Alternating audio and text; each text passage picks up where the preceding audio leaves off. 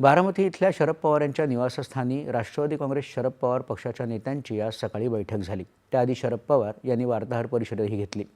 लोकांसाठी काम करणारे अजित पवार हे सक्षम आणि कामाप्रती कटिबद्ध नेते होते।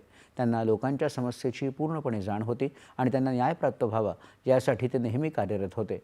अजित पवार यांची पुढील पिढी निश्चितपणे त्यांचा वारसा पुढे नेतील असा विश्वास ज्येष्ठ नेते शरद पवार यांनी व्यक्त केला आहे। ते आज बारामती इथं प्रसारमाध्यमांशी बोलत होते। बारामतीचे लोक नेहमी त्यांच्या पाठीशी उभे राहिले आणि काम आणि जबाबदारी सांभाळताना अजित पवारही त्यांच्या अपेक्षांना कमी पडले नाहीत। त्यांनी ज्या दृष्टिकोनानं आणि मूल्यांनी सेवा केली त्यासाठी आपण काम केलं पाहिजे असं ते म्हणाले।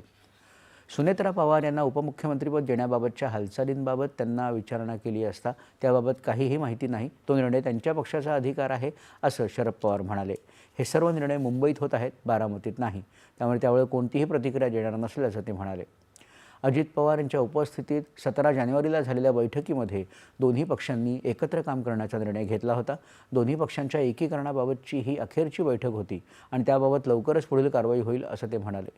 कुटुंबाचा एक सदस्य म्हणून सुनेत्रा पवार यांना राज्याच्या राजकारणात आणण्याबाबत काही विचारणा झाली का असं विचारलं असता कुटुंबातील कोणत्याही मुद्द्यावर आम्ही एकत्र आहोत, मात्र कुटुंबामध्ये असा कोणताही मुद्दा नसल्याचं शरद पवार म्हणाले।